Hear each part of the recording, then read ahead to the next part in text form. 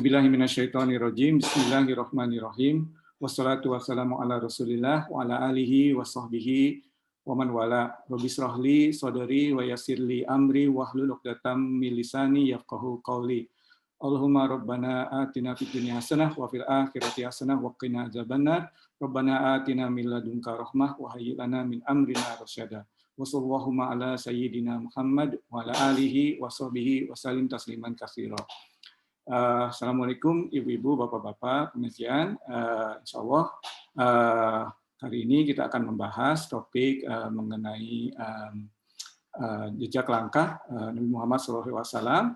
Hal ini dalam rangka menyambut kalau mungkin sebentar lagi juga, atau mungkin sudah masuk ya di Kagari karena sudah maghrib, satu Rabiul Awal ya. Kalau di Indonesia sudah masuk sekarang hari Minggu ya, sudah masuk Rabiul Awal. Jadi Rabiul Awal Mubarak. Ini bulan kelahiran Nabi Muhammad SAW. Insya Allah kita akan mengisi bulan ini dengan program. Kita mulai hari ini dengan membahas riwayat atau jejak langkah Nabi Muhammad SAW. Dan insya Allah ini merupakan satu dari dua seri. Seri berikutnya di bulan November lagi sebagai penutup bulan Rabiul Awal. Kemudian kira-kira 2 minggu dari sekarang atau mungkin hari Jumat, insya Allah kita juga akan kedatangan Ustadz Nasruddin Umar ya, itu mendekati 12 Rabiul Awalnya. Ya. Jadi insya Allah kita merayakan 12 awal pengajian Kagari bersama Ustadz Nasruddin Umar. Insya Allah. Ya. Mari ibu-ibu, bapak-bapak kita mulai pengajian kita pada hari ini. Kalau tadi seperti yang saya sampaikan, kalau misalnya ada di antara kita yang ada kepentingan lain, ada meeting lain, feel free to log off ya, join exit dan join another meeting ya. Insya Allah hari ini kita akan bahas mungkin waktu antara 1 jam 1,5 jam maksimum ya. Ivan akan primarily menggunakan buku yang telah Ivan sampaikan ya, In the Footsteps of the Prophet dari Profesor Tariq Ramadan. Ya, kita di sini sebetulnya ada beberapa istilahnya ada beberapa bab ya, tapi secara umum kita akan membahas pada sesi pertama ini bab di mana Nabi Muhammad SAW berada di Mekah ya, jadi masa Mekah ya. Insya Allah di sesi kedua merupakan masa Madinah ya, jadi kita akan mengakhiri sesi kita hari ini pertengahan ya pada saat hijrah insya Allah ya. Alright, oke, so kita mulai saja insya Allah. Bismillahirrahmanirrahim. Pertama buku ini sebelum mulai Ivan tidak akan share terus ya, cuma mungkin hanya sebagian saja ya. Dan memang banyak ya, ini kita hari ini insya Allah itu sebetulnya coveragenya sekitar 200 lebih halaman, tetapi kita akan membahas hanya inti-intinya saja ya. Pada saat memulai satu chapter, Ivan akan membuka chapternya seperti ini ya. Chapter pertama judulnya Encounter with the Sacred atau pertemuan dengan sang sakral atau sang suci ya. Kemudian Ivan tidak akan open screen-nya selanjutnya, tetapi akan mulai bicara ya. Oke, jadi kita akan mulai yang pertama ini, bab pertama ya.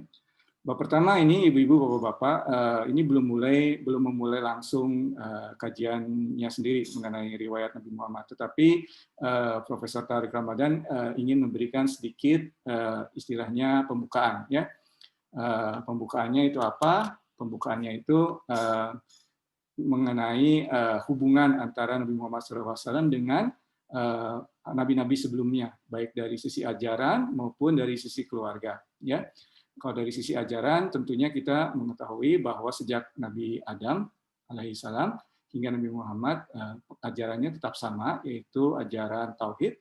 Ya, dan secara keluarga, in particular hubungannya adalah dengan Nabi Ibrahim. Ya, jadi di bab pertama ini mungkin kita akan insya Allah akan membahasnya lebih lanjut pada saat bulan Dzulhijjah ya insya Allah. Tetapi sedikit di sini Profesor Tariq memberikan hubungan antara atau menggambarkan hubungan antara Nabi Muhammad dan Nabi Ibrahim alaihissalam. ya, karena terus terang mereka ini adalah keluarga, ya, ada hubungan keluarga. Dan dalam Al-Quran, Ivan bisa share sekarang, ya, dalam Al-Quran Allah Subhanahu wa Ta'ala, ya, menyebutkan ini dalam surat Al-Hajj, ya, dalam surat Al-Hajj, ya, ayat ke-20, ayat ke-78, He Azza wa Jalla has chosen you, ya, and has imposed no difficulty in your religion, ya. It is the religion of your father Abraham. Ya, jadi agama kita ini ada hubungannya dengan agama yang disampaikan oleh Nabi Ibrahim, ya. Dia, Allah Subhanahu wa Ta'ala, telah menyebut Muslim atau sebelum di kitab-kitab sebelumnya dan di kitab ini, ya, dan selanjutnya. Jadi ada hubungannya, ya. Kemudian di sini juga yang ingin Ivan tunjukkan, maaf, adalah mengenai hubungan antara ajaran Islam dengan ajarannya Nabi Ibrahim, atau dalam hal ini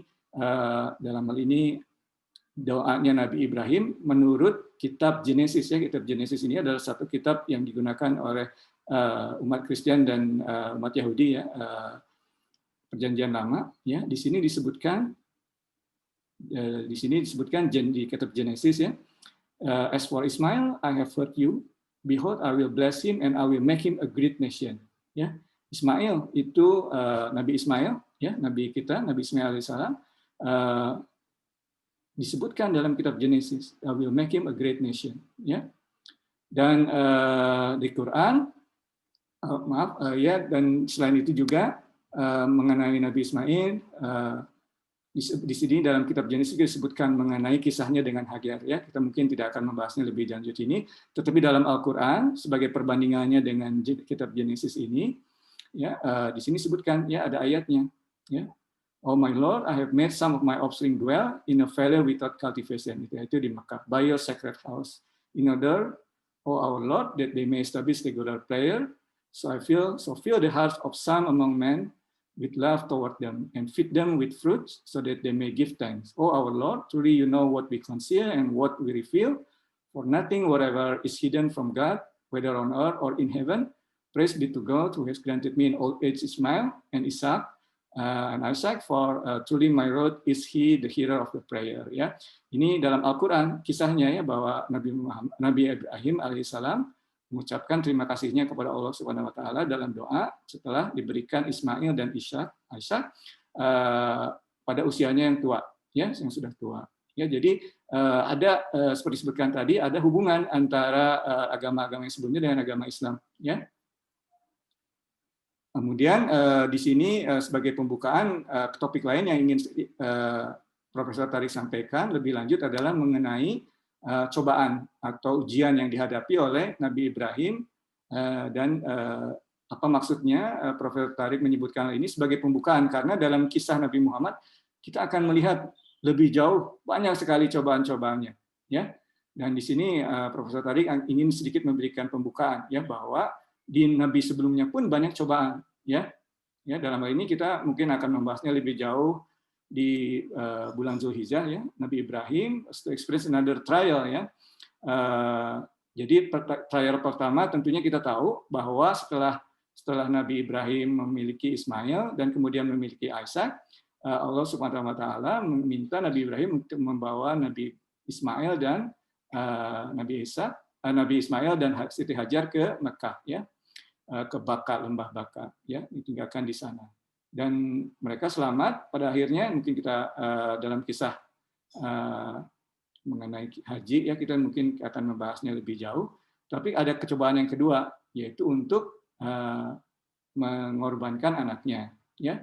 Nah, di sini kita akan melihat perbedaan bagaimana cerita tersebut disebutkan di Quran dan di kitab Genesis. Maksudnya nanti yang akan disampaikan oleh Profesor Tariq adalah walaupun namanya sama, ya, ceritanya mungkin sama, tapi sebetulnya message-nya berbeda dan pelajaran yang bisa diambil berbeda, ya. Di sini disebutkan dalam dalam Al-Quran bahwa di sini disebutkan bahwa Nabi Ibrahim bertanya kepada Nabi Ismail, "Oh my son, I have seen in a dream that I offer you in sacrifice. Now what do you think?" Ya, the son said, "Oh my father, do as you command." Ya, jadi artinya ada sedikit ada jawaban, ya, dan disinilah yang akan kita lihat bagaimana perbedaannya. Ya, kalau dalam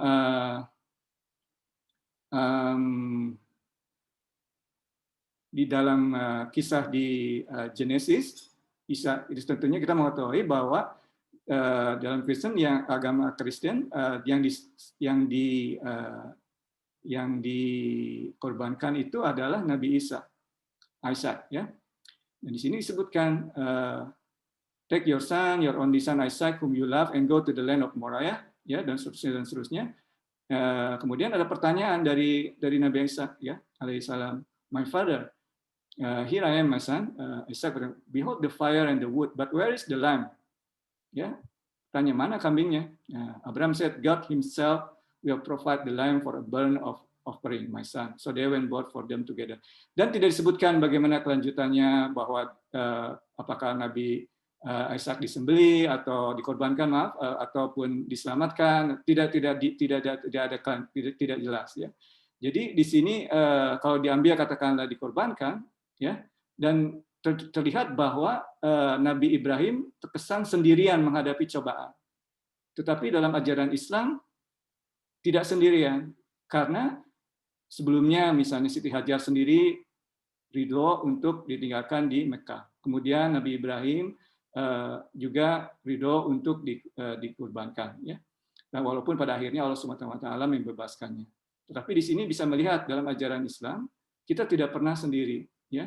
Dan Allah SWT seringkali memberikan tanda-tandanya melalui sesiapa ataupun apa-apa yang ada di sekitar kita. So, dalam hal ini, dalam kisah ini, Nabi Ibrahim diberikan tanda melalui Nabi Ismail, bahwa beliau alaihissalam ridho untuk dikurbankan, walaupun pada akhirnya Allah SWT tidak menggantikannya dengan kurban yang lain, ya. Tetapi dalam ajaran tradisi lain, ceritanya lain, ada tragis, ya, ada pengorbanan dan sebagainya, ya. Jadi di sini Profesor Tarik, sebelum kita melihat lebih jauh cobaan-cobaan yang dihadapi oleh Nabi Muhammad SAW, Profesor Tarik ingin sekedar memberikan penjelasan bahwa walaupun ceritanya mungkin sama, ya, nama-namanya sama, tetapi message-nya bisa, teaching-nya bisa berbeda, ya. Itulah, jadi ini sekedar pembuka, ya, dari kisah, dari bab pertama yang disampaikan oleh Profesor Tarik dalam bukunya, ya, sebelum memasuki riwayat atau kisah Nabi Muhammad itu sendiri. Alright, so itu yang pertama, ya. Jadi poinnya tadi, ya, dalam Islam, dan nanti akan kita lihat dari kehidupan Nabi Muhammad SAW, kita tuh selalu ada, ya, Allah selalu ada di sekitar kita. Allah selalu memberikan tanda-tandanya, baik dalam bentuk apapun yang ada di dunia ataupun dalam keluarga kita, ya, memberikan tandanya, memberikan jawabannya. Kita tidak sendiri dalam cobaan, ya, dan itu berbeda dengan yang ada di ajaran tradisi lain. Itu yang pertama, ya. Bab yang kedua memulai dengan kisah kelahiran dan pendidikan Nabi Muhammad itu sendiri, ya. Nah, di sini disebutkan bahwa tadi disebutkan, ya, bahwa Mekah ini ada, katakanlah sudah dibangun Ka'bah oleh Nabi Ismail dan Nabi Ibrahim, tetapi seiring dengan perjalanan waktu, ajaran tauhid itu melemah, dan ajaran pagan atau berhala, ya, berkuat. Jadi pada saat zaman Nabi Muhammad SAW atau sebelumnya, pada saat zaman kakeknya atau ayahnya, itu ada sampai 360 patung-patung di sekitar Ka'bah. Tetapi sebetulnya, yang ini penting sekali untuk diingat, tetapi sebetulnya kaum Quraisy ini mereka tetap percaya Allah Subhanahu wa taala. Ya, mereka tetap percaya Allah Subhanahu wa taala. Hanya istilahnya Devan akan membuka salah satu ayatnya ya. Salah satu ayatnya di surat Luqman ya.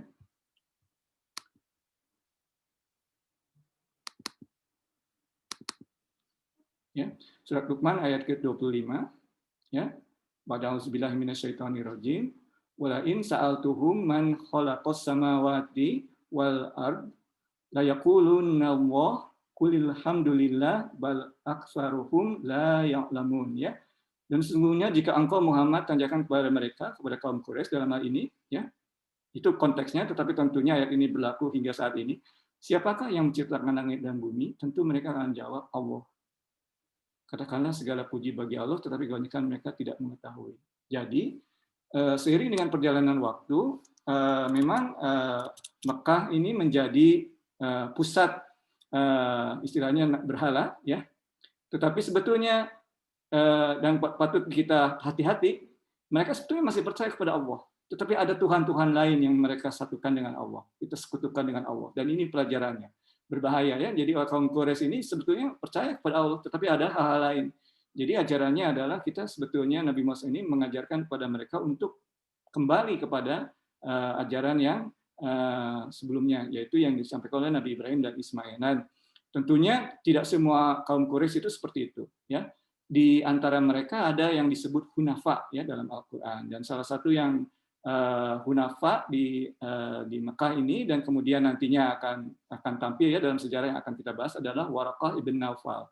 Waraqah ibn Naufal ini adalah sepupunya Khadijah bin Khalid ya, atau sepupunya istri Nabi Muhammad SAW ya, yang pada saat itu membantu Nabi Muhammad untuk meyakinkan bahwa beliaulah Rasul ya. Jadi walaupun sebagian besar mereka telah bergerak atau menjadi kaum yang berhala, tetapi masih ada sisa-sisa istilahnya itu kaum monoteistik ya, monoteis, kaum yang percaya pada ajaran tauhid. Mereka disebut hunafa, dan beberapa hunafa ini juga ada yang convert menjadi Yahudi dan ada juga ada convert menjadi Kristen ya. Nah, Nabi Muhammad dilahirkan pada 12 menurut beberapa sumber yang terpercaya ya, dilahirkan pada 12 Rabiul Awal tahun Gajah ya, tahun 11.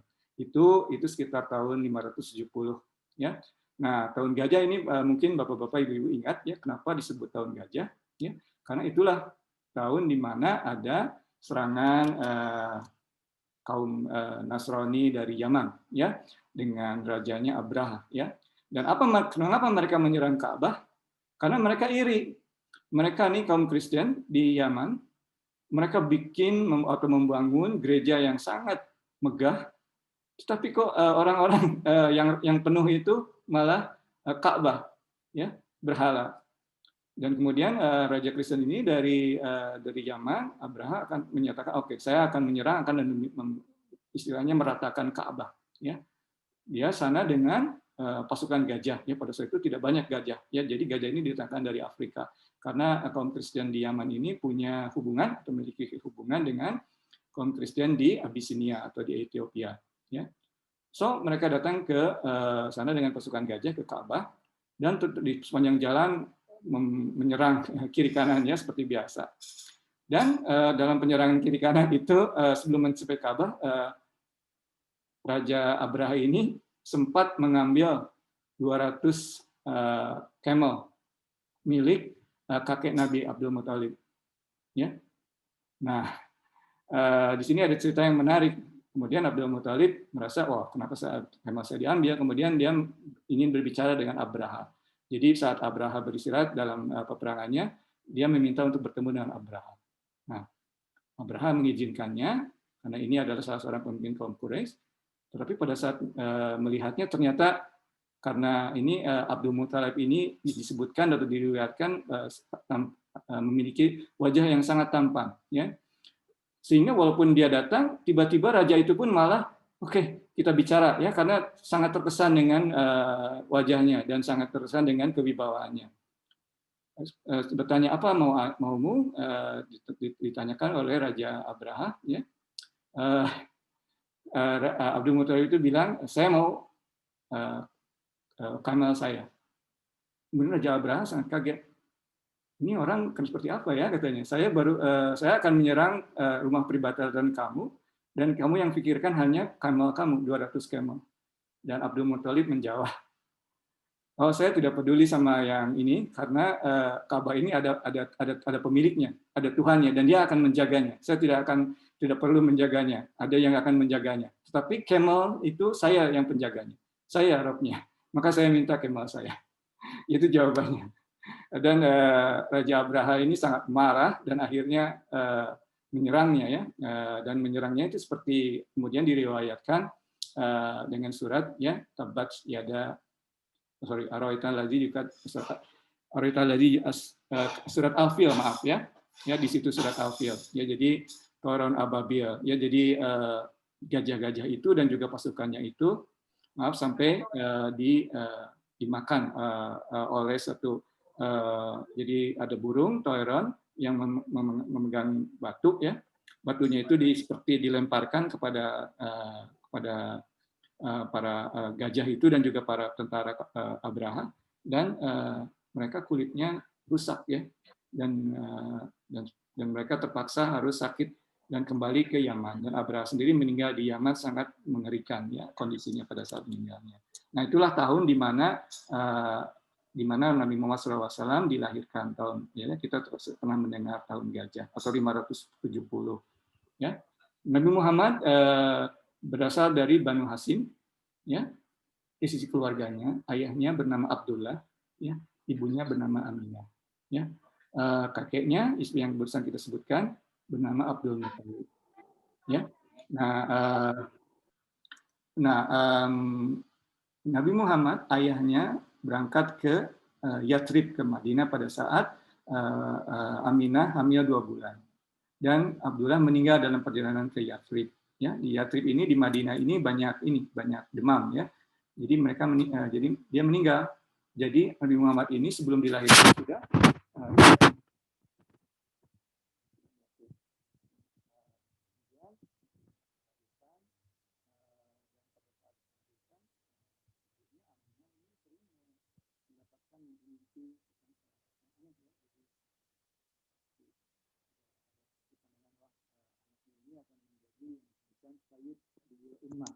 Suaranya hilang. Suaranya hilang? Udah masuk lagi. Oke.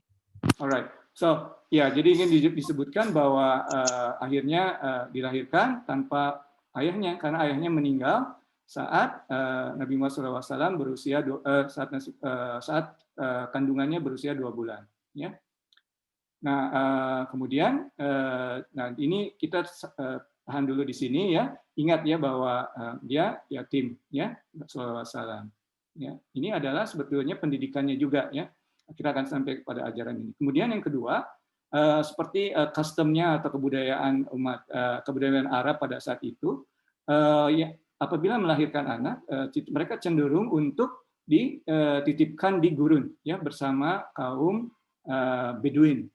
Ya, karena kaum Bedouin itu kebudayaan oralnya bagus sekali ya, mereka tuh budayanya bahasanya bagus ya, singkat, dan juga untuk pendidikan ya, karena mereka menganggap kaum Mekah ini menganggap hidup di Mekah ini tidak bagus ya, banyak perdagangan, banyak ya, jadi walaupun mereka menyembah berhala tapi mereka kalau mendidik anak tidak mau ya. Oh, saya tidak mau melihat anaknya pada saat kecil melihat orang menyembah berhala, kemudian perdagangan orang ya di suk itu atau di pasar itu orang berdagang, kemudian berteriak dan sebagainya, kemudian ada pernikahan, ada yang mabuk dan sebagainya, mereka tidak mau. Jadi cenderung mereka sampai kirimkan ke gurun bersama Bedouin, dan istilahnya itu wet nurse ya, jadi dititipkan dan disusui oleh kaum Bedouin. Dan yang menyusui Nabi Muhammad ini dengan demikian bukan ibunya Aminah, tetapi seorang wanita Bedouin bernama Halimah. Ya, nah tentunya Halimah ini diriwayatkan datang ke Mekah terlambat. Ya, terlambat dan karena dongkinya atau keledainya ini lambat sekali berjalannya. Dan pada saat sampai di Mekah sudah tidak ada anak lain yang bisa diambil kecuali anak yatim ini. Ya, tidak punya uang, miskin, walaupun dia berasal dari keluarga terhormat ya, Abdul Muthalib ini pemimpin Quraisy. Tetapi akhirnya diambil juga. Tetapi pada saat pulang, dongkinya tadi sungguh keajaibannya, jadi berjalan cepat. Ya, Halimah juga dapat menyusui dengan baik, dengan sehat, ya, badannya sehat. Kemudian dongkinya juga menghasilkan susu yang banyak juga, ya. Jadi banyak kejadian-kejadian yang mendukung bahwa ini adalah keajaiban, ya. Tetapi di sini intinya adalah Nabi Muhammad pada saat umur 1-2 tahun ini hidup di gurun, ya, di desert. Dan bagi sesiapa dari antara kita yang sudah hidup di desert atau pernah camping di desert, kita akan melihat, ya, desert ini membuat kita, gurun ini membuat kita bermeditasi atau berintrospeksi sangat dalam, ya, karena berbeda, ya, tidak ada lampu-lampu gelap, jadi kita hanya diterangi oleh bintang-bintang, ya, dan sepanjang mata memandang itu hanya gurun, ya, dan kemudian horizon, ya. Dan apalagi kalau siang, jadi kita tuh selalu merasa vulnerable, ya, selalu merasa vulnerable. Kemudian pada saat hujan itu menakutkan, ya. Ivan pernah menyetir sekitar gurun pada saat hujan itu menakutkan sekali karena sepertinya thundernya itu seperti mau menabrak mobil kita gitu, ya, menakutkan sekali. Jadi walaupun tidak ada gurunya, poinnya di sini, tetapi alamlah yang mengajari Nabi Muhammad SAW. Dan ini intinya tadi, ya, makanya Profesor Tariq Ramadan memulainya dengan kisah Abraham. Ya. Memang tidak belajar dengan guru, tapi tidak berarti tidak ada gurunya. Alamlah itu yang menjadi guru Nabi Muhammad SAW. Ya. Alamnya itu Nabi Muhammad melihat kejadian di gurun, kemudian melihat, oh, gurun ini tandus, tetapi pada saat hujan tiba-tiba oasisnya spring dengan tanaman, kemudian hilang lagi. Ya, jadi dia sadar arti kehidupan. Kemudian lihat perjalanan bulan, ya, yang tidak pernah ada yang kacau antara bulan dan matahari, ya, selalu waktunya tepat. Dan ya, itulah poinnya, ya, walaupun tidak ada yang mengajarkan, tetapi itu sendiri, ya, itu sendiri yang diajarkan, ya, oleh alam, ya. Maaf, audionya masih terdengar atau ada gangguan audio? Masih terdengar, Pak Edi? Ya, bagus. Masih. Okay. Alright, ya. Jadi itulah di situ, ya. Jadi, nah, kemudian hal lain yang mungkin bapak-bapak, ibu-ibu pernah dengar, ada kejadian yang sangat istilahnya ajaib, ya. Karena pada saat berumur 2 tahun, Nabi Muhammad sedang bermain dengan adik angkatnya, kakak adik atau kakak angkatnya, dan mereka melihat ada 2 orang datang pada Nabi Muhammad dan membelah dadanya. Dan ini terjadi 2 kali, ya, terhadap Nabi Muhammad. Pada saat beliau berumur 2 tahun dan pada saat sebelum hijrah, pada saat belum Isra Mi'raj. Ya. Jadi mereka dadanya dibelah, kemudian diambil jantungnya. Ini riwayat yang melihat, percaya atau tidak percaya, ya. Tetapi ada riwayatnya, ya. Dibersihkan, ya, istilahnya, ya. Ini ada hadisnya, ya, tapi poinnya sebetulnya inilah pembersihan hati. Dan kalau melihat, ya, Ivan waktu belajar dengan Syekh Hamzah Yusuf yang ini, ya, beliau Syekh Hamzah Yusuf ini sebetulnya beliau bekerja di rumah sakit pernah, ya. Dan beliau melihat katanya kadang-kadang kalau di belah ini kadang-kadang pisaunya sekarang ini pisau laser, ya. Dan malaikat itu kan cahaya, ya. Jadi seperti laser, ya, laser itu cahaya, ya. Jadi cahaya jadi dibuka, ya, diambil jantungnya, kemudian disimpan di dalam es menurut riwayatnya, ya. Dan sekarang pada saat membelah jantung, ya, membelah kemudian diambil jantungnya kalau di rumah sakit itu juga dimasukkan ke dalam es, ya. Jadi poinnya Syekh Hamzah bilang they know what to do. This angel, whether you believe it or not, they know what to do in taking this the prophet's hearts and then clean them up, ya, menggunakan es, kemudian dibanjur dengan air zam-zam, dan air zam-zam itu mengandung banyak elektrolit yang kuat, ya.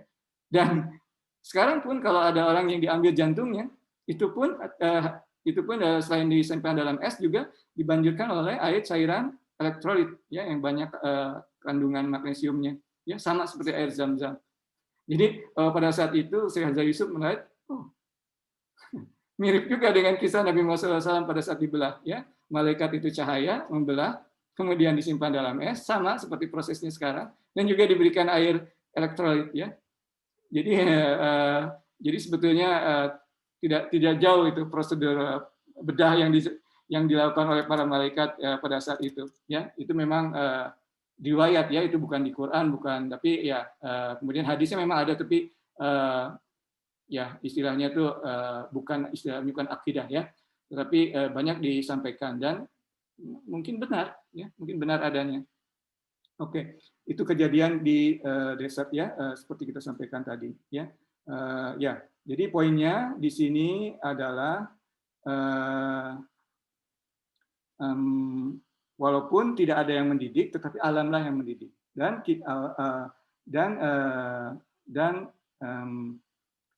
dia tidak pernah sendirian. Dan nanti pada saat beliau menjadi Rasul, ada surat kan yang kita tahu, ya, surah Alam Nashrah, ya, Alam Nashrah laka sadrak wa wada'na anka wizrak alladzi anqadha dhahrak wa rafa'na laka dzikrak, ya. Kemudian juga surat Ad-Duha, ya, Wad-duha walaili idza saja ma wadda'aka rabbuka qala, ya. Jadi pada saat tinggal di gurun diingatkan kembali, ya, bahwa beliau tidak pernah ditinggalkan, ya. Dan fa'amal yatima fala taqhar, ya. Dan yatim, ya, beliau yatim, ya. Yang Allah sampaikan pada saat nanti di surat tersebut adalah jangan lupakan kondisimu yang sebelumnya. Nah, ini menjadi pelajaran bagi kita, ya. Kadang-kadang kita juga terus terang mungkin memiliki masa lalu yang berbeda-beda, ya. Tetapi jangan dilupakan, ambil pelajaran, dan mungkin ada orang-orang lain yang patut kita tolong, ya. Nabi Muhammad pun pada saat itu diajarkan untuk seperti itu. Jangan lupakan masa lalumu sebagai anak yatim, ya, pada saat itu. Jadi banyak, ya, walaupun sepertinya tidak belajar di sekolah atau bagaimana, tetapi banyak yang dia pelajari sallallahu alaihi wasallam dari alam, ya, sekali-sekali. Dan mungkin kita juga sering melihat, ya, mengajarkan kepada anak-anak kita, ya, untuk mengenal alam, ya, mengenal bagaimana alam itu tiba-tiba tadinya bunganya kecil tumbuh, kemudian season, kemudian habis. Jadi dilihat, ya, karena berbeda, ya, kita melihat katakanlah YouTube, melihat TV, atau kita mengamati sesuatu. Itu prosesnya di brain kita ini berbeda, ya. Seperti kita membaca dan menonton sesuatu itu berbeda, ya. Kotaknya lebih jalan. Jadi Nabi Muhammad SAW, dan nanti kan juga beliau sering pada saat berumur 30 tahunan lebih di Gua Hira, sering dan senang berkontemplasi, ya, bermeditasi. Oke, itu intinya, ya, di sini, ya. Nah, Nabi Muhammad kembali setelah berumur 4 tahun untuk hidup bersama ibunya, ya.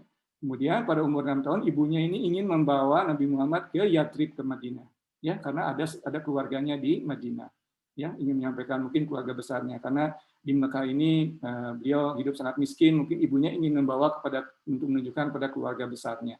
Dan mereka pergi ke Yathrib, dan di sanalah diriwayatkan Nabi Muhammad belajar berenang dan sebagainya, karena di Mekah tidak ada oasis, ya. Di Madinah ada oasis dan sebagainya. Makanya ada sunnah kan, Nabi Muhammad itu mengajarkan kita disunahkan untuk belajar berenang. Nabi Muhammad SAW belajar berenangnya di Yathrib, di Madinah pada saat umur 4 atau 6 tahun ini. Kemudian mereka kembali ke Mekah. Sayangnya Aminah jatuh sakit dan meninggal dalam perjalanannya, ya, di sekitar daerah Abwa. Dan disinilah Nabi Muhammad menjadi yatim piatu, ya. Again, umur 6 tahun, walaupun tidak belajar, tapi sangat diberikan oleh Allah tanda-tanda cobaan-cobaan yang membuat dia berpikir sallallahu alaihi wasallam kondisinya tersebut yang sangat bermanfaat untuk menguatkan dirinya pada saat mendapat cobaan di usianya yang lanjut nanti, ya. Nah, setelah Aminah meninggal, ya, Nabi Muhammad SAW dibawa oleh dibawa oleh salah seorang budak, ya, namanya Barakah, ya. Barakah ini kemudian nantinya menjadi Aiman, ya, Aiman, dan menikah kepada anak angkat Nabi Muhammad, Zaid bin Harithah, ya. Barakah ini namanya sebelum menikah, ya. Seorang budak dari Ethiopia. Oke, sampai-sampainya di Mekah, Nabi Muhammad SAW di hidup bersama kakeknya Abdul Muthalib, tetapi tak lama kemudian dia pun meninggal, ya, dan dititipkan kepada pamannya Abu Talib, ya. Abu Talib inilah yang membawa pertama-tama Abu Talib ini bapaknya Ali, ya, Ali bin Abi Talib, dan Nabi Muhammad SAW menganggap Abu Talib dan istrinya Fatimah, ini bukan Fatimah anaknya Nabi Muhammad, ya, Fatimah istrinya Abu Talib, sebagai seolah-olah sebagai orang tuanya sendiri, ya. Nah,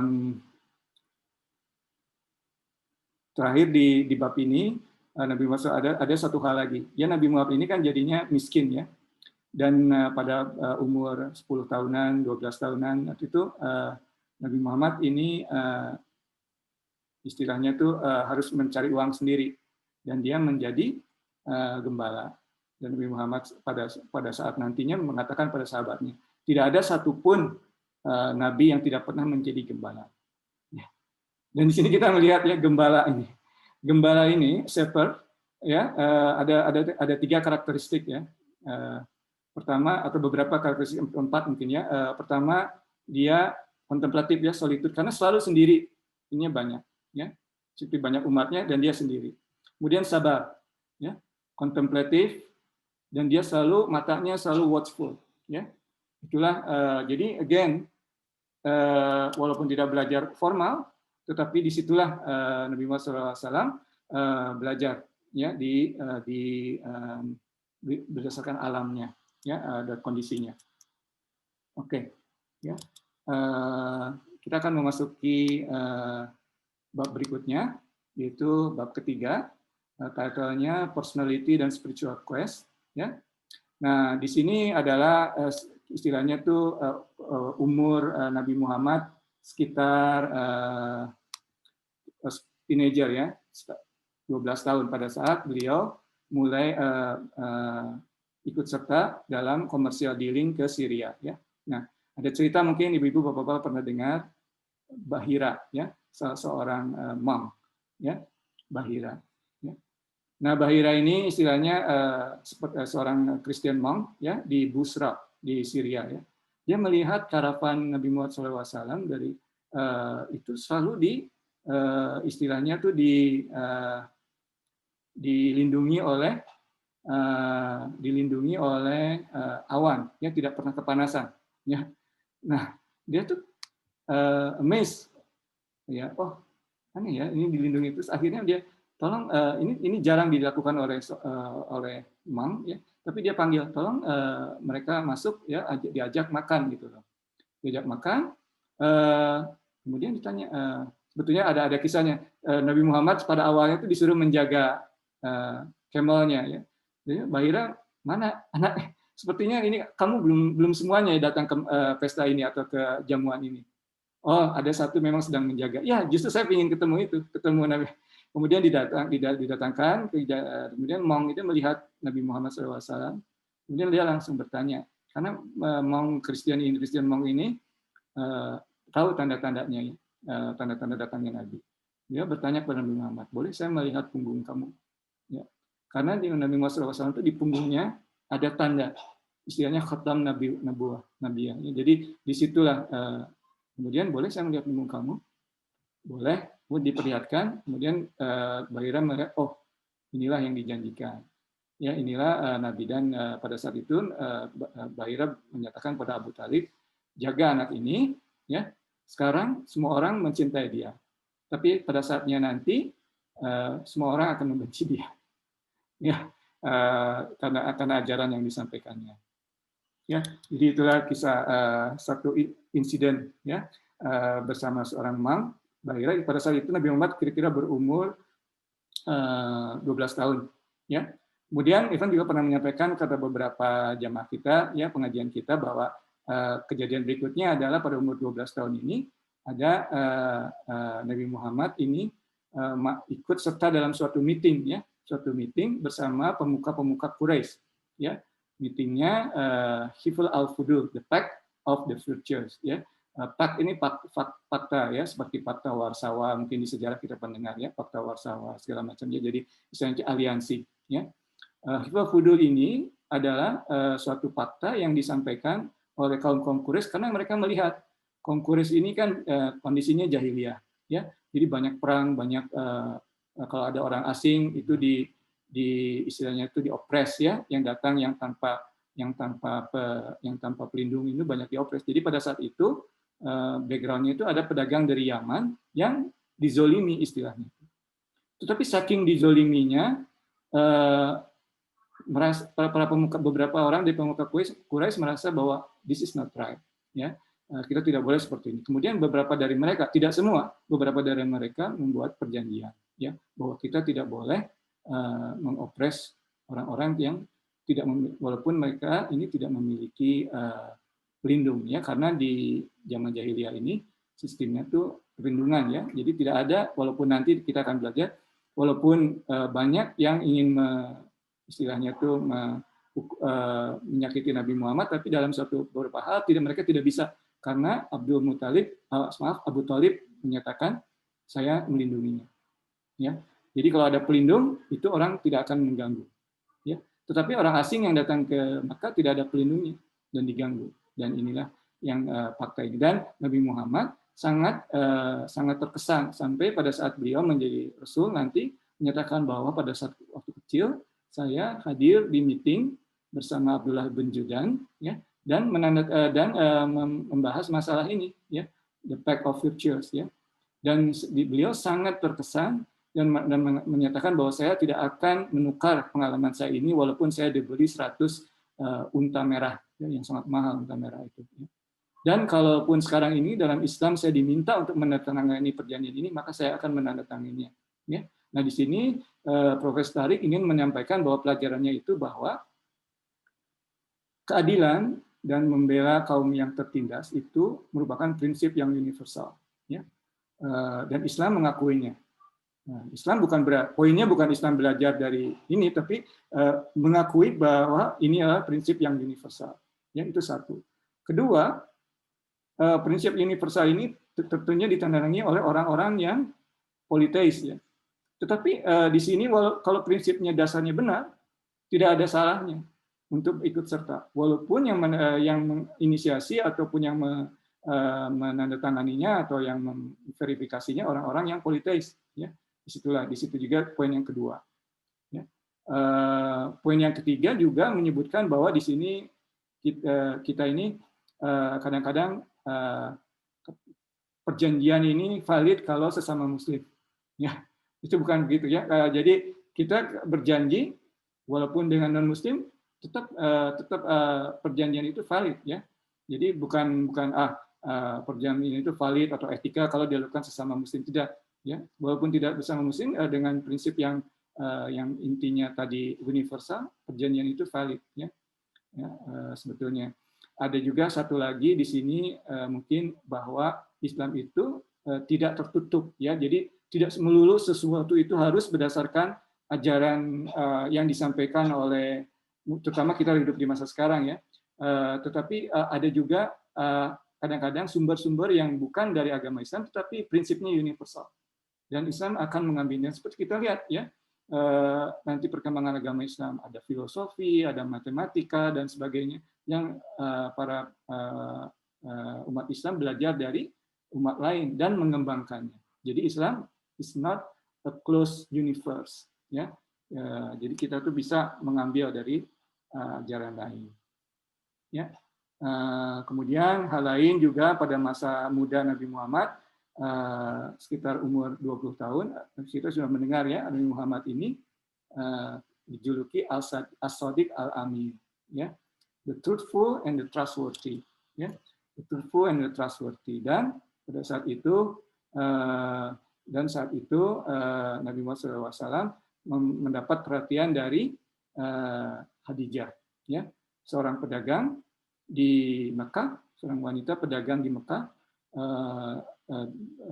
Pada saat itu widow, ya, sudah 2 kali menikah, widow, sangat kaya dan sukses, ya. Kemudian karena tertarik, Siti Khadijah ini meminta temannya, ya, Maisarah. Maisarah tolong temani perjanjian perdagangan antara barang dagangan saya, karena saya ingin Nabi Muhammad dalam ini pada saat itu belum menjadi nabi, ingin ia membawanya ke Syria, ya. Jadi Nabi Muhammad dipercayai untuk membawa barang dagangan Khadijah ke Syria, dan Siti Khadijah juga meminta masyarakat untuk ikut dan memperhatikan Nabi Muhammad SAW. Ya. Dan ternyata sukses besar, ya, berlipat-lipat jauh di atas harapan Siti Khadijah. Dan masyarakat memberikan laporannya, ya, wah ini banyak hal-hal yang aneh yang terjadi, ya, di perjalanan. Ya. Kemudian setelah itu Siti Khadijah tertarik untuk menikahi Nabi Muhammad, dan beliau meminta temannya lagi namanya Nufaisah bertanya kepada Nabi Muhammad, apakah Nabi Muhammad ini pada saat itu belum nabi, ya, tertarik untuk menikah.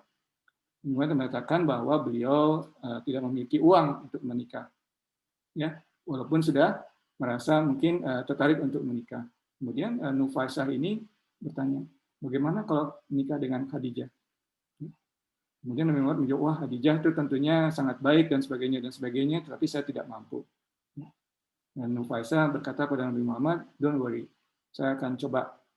Tapi padahal Nufaisah ini double agent, ya. Jadi double agent, ya, sebetulnya diminta oleh Khadijah, ya. Tapi ya pada saat itu bilang, oh, don't worry, I'll talk to Khadijah. Dia bilang gitu.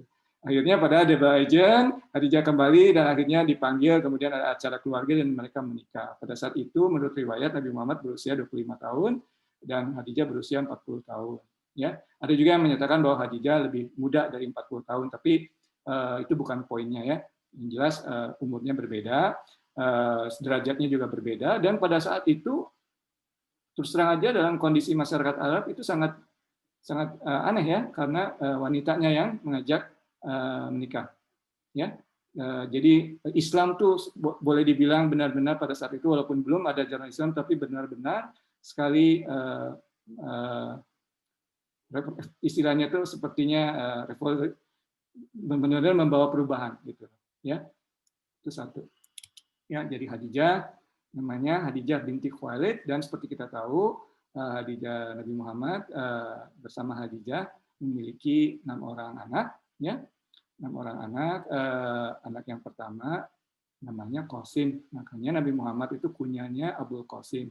Sayangnya, dan inilah cobaan lagi, dan mungkin juga ada wisdomnya, Nabi Muhammad itu tidak punya anak laki-laki, ya, selalu meninggal, ya. Jadi karena mungkin pada saat itu kalau punya anak laki-laki dianggap sebagai penerusnya, ya, dan dalam Islam bukan seperti itu, ya. Jadi anak pertama dari Nabi Muhammad SAW namanya Qasim, meninggal sebelum berumur 2 tahun atau dalam umur 2 tahun. Kemudian setelah Qasim ada Zainab, ada Ruqayyah, ada Kulthum, ada Fatimah, dan kemudian yang terakhir laki-laki lagi Abdullah, meninggal sebelum umur 2 tahun. Ya. Dan tentunya Nabi Muhammad sedih, ya, tidak ada yang tidak sedih anaknya meninggal, ya. Kemudian tapi rupanya Khadijah ini mungkin lebih tahan, dan Khadijah memberikan salah seorang budaknya namanya Zaid ibn Harithah untuk menjadi menghadiahkan budaknya terhadap Nabi Muhammad, ya. Karena perbudakan itu pada saat itu umum, ya, bukan dia berasal dari Islam, bahkan Islam istilahnya itu merombak, ya, budaya tersebut, ya. Kita akan bahas, ya. Kemudian pamannya Ali bin Abu Thalib ini juga keadaan ekonominya makin sulit, dan Nabi Muhammad karena ingin memiliki mungkin anak laki-laki, kemudian juga berjanji mengambil Ali bin Abi Thalib untuk tinggal bersamanya, ya. Jadi di rumahnya ini ada 4 anak wanita, ya, Zainab, Ruqayyah, Kulthum, dan Fatimah. Kemudian Khadijah, Nabi Muhammad SAW, budaknya Zaid bin Harithah, kemudian Ali bin Abi Thalib. Ya, mereka, ya, anak-anak ini Zainab, Ruqayyah, Kulthum, Fatimah, dan Ali ini main bersama-sama. Dan nantinya kita mengetahui bahwa Ali bin Abi Thalib menikah dengan Fatimah. Ya, alright. Dan kemudian satu hal lagi ini mengenai budaknya Zaid, ya. Zaid ini budak yang dibebaskan oleh yang dihadiahkan oleh Khadijah kepada Nabi Muhammad pada akhirnya nanti sebetulnya ternyata bapaknya ini ternyata ada ya. Jadi Zaid ini pada saat itu belum ada internet atau ada, tapi Zaid ini menulis puisi. Kemudian puisinya ini sampai dari satu tempat ke tempat lain. Kaum Beduin ini banyak menulis puisi. Menulis puisi sampai dari kaum ke kaum yang lain. Dan akhirnya sampai di bapaknya. Oh, ternyata ada bersama kaum Quraisy. Kemudian bapaknya datang menemui Nabi Muhammad, ingin mengambil anaknya. Ya, Nabi Muhammad menyatakan, ya, oke. Kalau memang Zaid ingin kembali kepada orang tuanya, silakan. Tidak perlu ada bayaran. Anda tidak perlu membayar. Tapi kalau Zaid ingin tinggal sama saya, izinkan dia untuk tinggal bersama saya. Dan Zaid mengatakan, saya ingin tinggal bersama Nabi Muhammad SAW. Pada saat itu belum menjadi nabi, ya. Jadi walaupun menjadi budak, dia lebih memilih menjadi budak bersama Nabi Muhammad SAW dibanding hidup bebas di tempat lain. Ya, disitulah kita bisa melihat bahwa begitu tingginya akhlak Nabi Muhammad dan begitu dicintainya. Dan di dalam riwayat disebutkan Nabi Muhammad ini orangnya simple, ya, meditatif, kemudian sangat sopan, sangat jujur, sangat terampil dalam berbisnis, sangat menghargai wanita, anak-anak, ya, karena dalam hal ini kaum Quraisy ini tidak terlalu menghormati wanita dan anak-anak pada saat itu, ya, jadi perbedaan. Dan pada akhirnya mereka ini sangat menghormati dan mencintai Nabi Muhammad SAW. Dan Zaid ini walaupun budak, ya, dan nanti juga ada budak lain yang bernama Anas, juga menyebutkan mereka sangat mencintai Nabi Muhammad SAW. Tidak pernah ada sedikit pun Nabi Muhammad itu menghardik mereka. Ya, itulah akhlaknya dari Nabi Muhammad. Kemudian hal lain, Nabi Muhammad pada saat itu yang dikisahkan juga mengenai Ka'bah. Ya. Ka'bah ini di-rebuild oleh kaum Quraisy. Ya. Tetapi mereka tidak mempunyai cukup uang, jadi hanya merebuild sebagian, ya, atasnya saja, bawahnya fondasinya tetap. Ya. Nah, pada saat mau menempelkan kembali Hajar Aswad, mereka berebut antara klan-klan Quraisy ini, ya, kaum-kaum ini, tribe-nya ini. Siapa yang berhak? Dan mereka berebut, dan akhirnya mereka bilang, oke, siapa orang yang pertama datang ke Ka'bah, maka dia akan memberikan solusi buat kita. Dan mereka begitu gembira, karena orang yang pertama datang itu Nabi Muhammad SAW. Ya, pada saat itu belum Nabi. Ya. Oh, Nabi Muhammad As-Sadiq Al-Amin. Ini masalah kita, tolong berikan solusi. Dan dia memberikan solusi. Jadi Hajarul Aswad ini ditaruh di atas suatu bahan, ya, dan bahan ini diangkat sisi-sisinya oleh kaum Quraisy. Jadi setiap orang mengangkatnya. Dan Muhammad sendiri dipercaya untuk menyimpan Hajar Aswad ini. Pada akhirnya mereka sangat senang. Tapi poinnya apa di sini? Poinnya Nabi Muhammad ini sebelum menjadi nabi, ya, dia sudah menjadi terkenal. Ya, menjadi terkenal karena kejujurannya, karena keterampilannya, dia terkenal, populer di kalangan kaum Quraisy. Ya, jadi ini bukan out of the blue, ya. Jadi inilah wisdom dari Allah. Jadi jangan dikira ini muncul tiba-tiba saya membawakan wahyu dan sebagainya dan sebagainya. No, mereka tuh tahu banget, ya. Mereka tahu Nabi Muhammad, tahu hidupnya. Dan salah satunya lagi poinnya mungkin yang terakhir di sini di bab ini, Nabi Muhammad ini karena istilahnya itu raised to prominence, ya, Abu Lahab. Abu Lahab kita mungkin pernah dengar, ya, Abu Lahab ini pamannya Nabi. Abu Lahab melihat Nabi Muhammad ini pada saat itu belum menjadi Nabi, jadi mereka dekat, begitu terkenal, ingin mengawinkan putranya, duanya, Utbah dan Utaibah, kepada Ruqayyah dan Kulthum. Nantinya mereka bercerai karena Abu Lahab berselisih dengan Nabi Muhammad, tapi pada saat itu melihat Nabi Muhammad maju, ya, dia ingin mengawinkan. Wah, ini katanya mungkin ini bakal jadi top atau pemimpin Quraisy. Saya mengawinkan anak saya terhadap anaknya. Ya, dua anaknya sekaligus. Utbah dan Utaibah menjadi kepada Ruqayyah dan Kulthum. Ya, jadi sudah itu umurnya sekitar 35 Nabi Muhammad pada saat itu. Jadi sudah reputasinya sudah meningkat. Ya. Nah, tetapi pada saat umur 35 sampai mendekati 40 ini, more and more Nabi Muhammad ini jadi senang berkontemplasi, bermeditasi. Ya, karena mereka dia melihat Quraisy ini kehidupannya dan sebagainya. Dan setiap bulan Ramadan, ya, bulan Ramadan itu sudah ada, belum ada puasa, tapi bulan Ramadan ada ini apa namanya, Nabi Muhammad SAW menggunakan waktu tersebut untuk ke Gua Hira bermeditasi. Ya, nah Gua Hira ini sekarang masih bisa dilihat ya. Kalau ada yang umroh, mungkin umroh ya. Kalau haji itu agak susah ya. Umroh itu selain ke Makkah juga mungkin ke Gua Hira ya. Dan kalau sampai naik ke Gua Hira harus kuat ya, kakinya naiknya segala macam ya. Itu jangan langsung foto-foto, selfie itu segala macam ya. Tapi coba dilihat ya, dari Gua Hira melihat ke bawah, ada Ka'bah di jauh. Dan pada saat itu belum ada hotel-hotel dengan lampunya yang membuat polusi cahaya ya. Terus itu betul-betul disinari bulan dan bintang ya.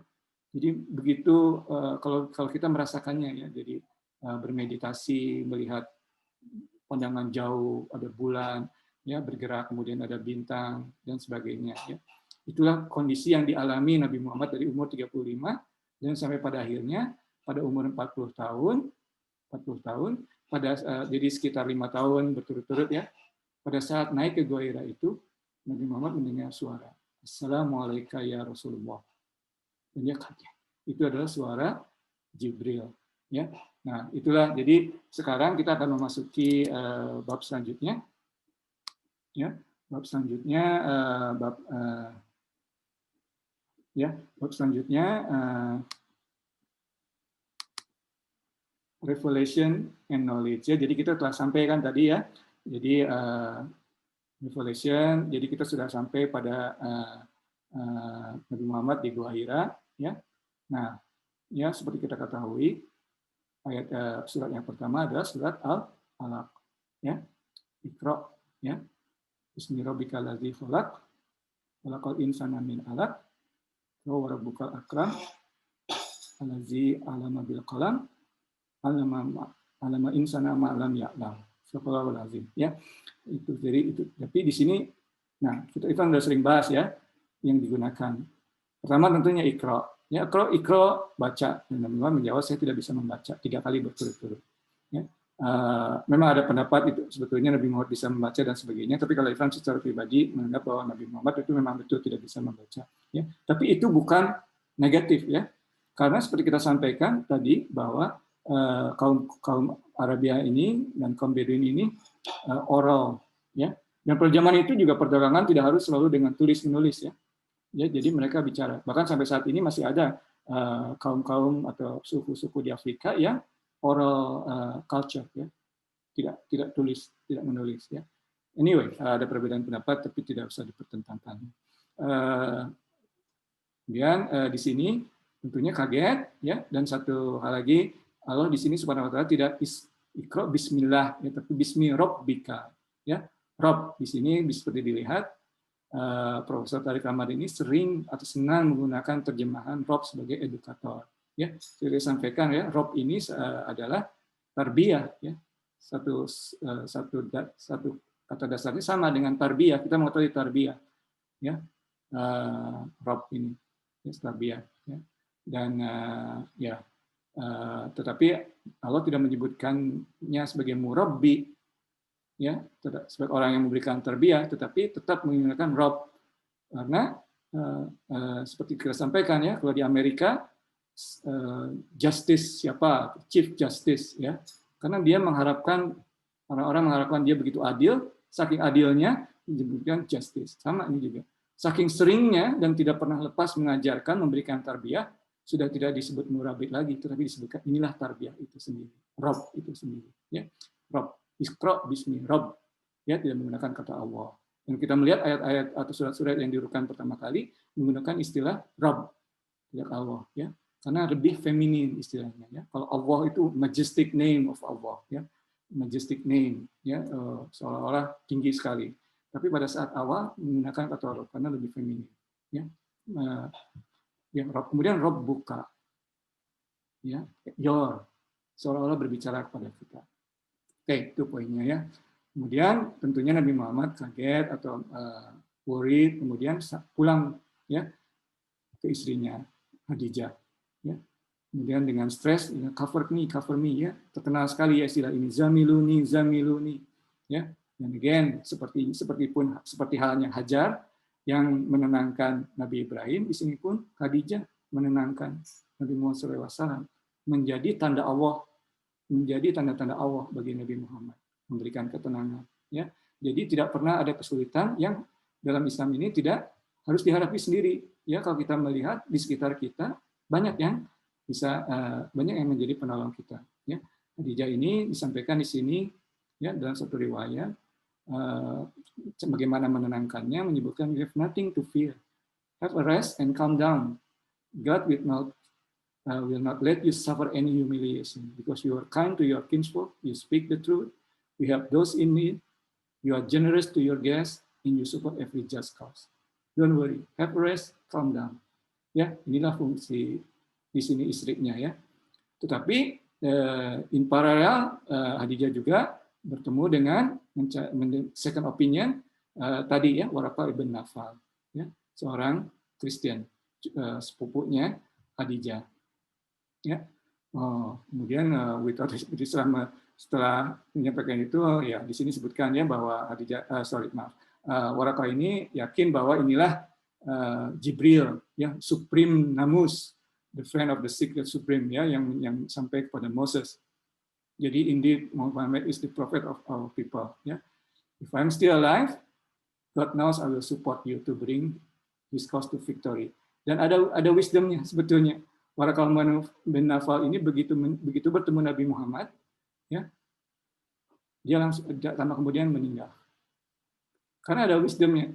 Kalau seorang Kristen menjadi teman dekat Nabi Muhammad, mungkin ada orang yang Nabi Muhammad ini mungkin diajari oleh orang Kristen, mungkin ajarannya itu bukan dari Allah, tapi di istilahnya itu di whisper sama Waraqah bin Nawfal ini. Tetapi Waraqah bin Nawfal ini setelah memberikan penjelasan kepada Nabi Muhammad bahwa indeed beliau ini adalah Rasul, adalah Nabi, yang datang kepada dia adalah Jibril, Supreme Namus, dan memberikan warning bahwa nantinya orang-orang akan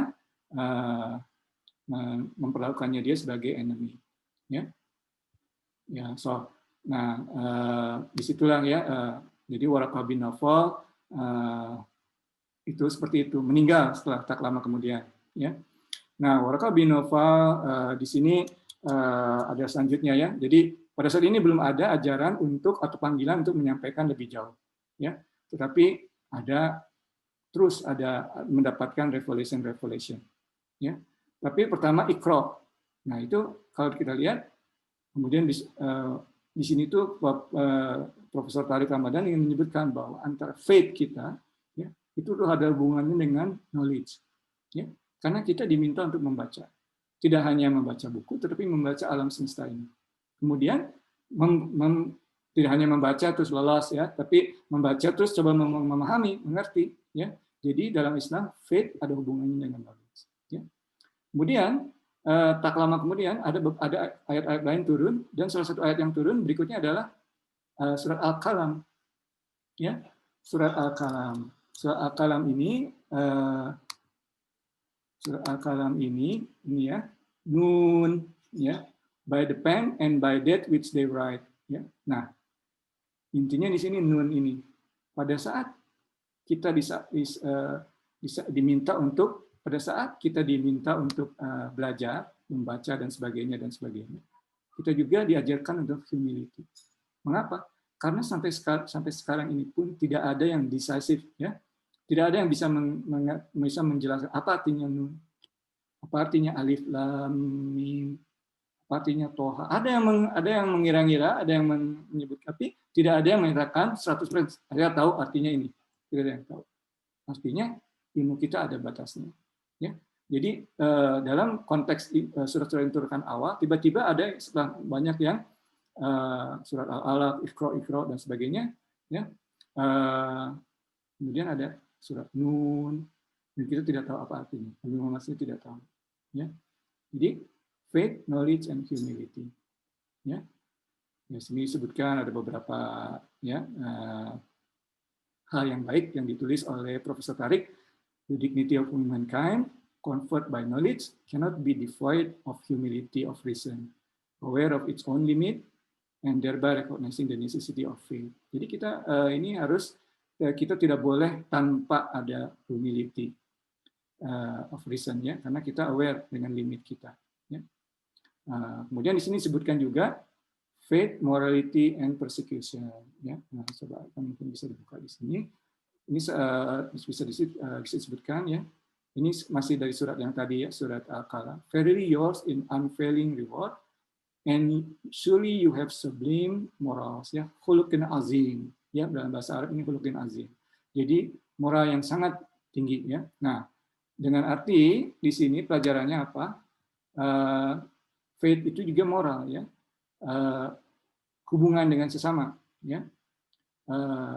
Jadi kita harus memiliki akhlak yang baik untuk berhubungan dengan sesama yang kita. Jadi faith, knowledge, morality, but at the same time di sini juga ada disebutkan persecution ya. Karena di sini juga disebutkan dalam ayat itu. Maaf ya, coba ya, di sini you are not by the grace of your Lord, possessed ya, possessed dari sini majnun ya. Jadi di sini disebutkan you Muhammad are not by the grace of your Lord possessed ya, tidak gila ya. Jadi di sini ada sedikit istilahnya itu disampaikan bahwa ini orang-orang ini akan mempersekusi dia ya, maksud Nabi Muhammad SAW ya. Disampaikan bahwa sekarang belum disampaikan untuk publik ajaran agama Islam ini, tapi sudah diberikan peringatan ya, hati-hati ya, bahwa nanti banyak orang akan menganggap dia gila. Kenapa ini lucunya gila juga ya, ataupun nanti juga akan disebutkan sebagai sorcerer ya, karena mereka tidak bisa menyatakan bahwa Nabi Muhammad itu bohong. Mengapa mereka tidak bisa menyebutkan Nabi Muhammad bohong? Karena mereka hidup bersama Nabi Muhammad dan mereka tahu Nabi Muhammad itu as-sadiq al-amin. Jadi mereka tidak bisa go back and say, oh you're lying. Tidak bisa ya. Mereka tuh jahiliyah, terus orang-orang mereka itu punya prinsip ya, oh nggak bisa balik. Akhirnya mereka mencari-cari dan akhirnya mereka, oh dia gila, oh dia ini sorcerer ya, seperti itu ya. Jadi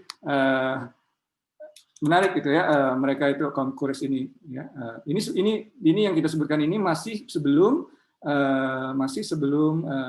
panggilan untuk menyampaikan pada umat yang lain. Ya.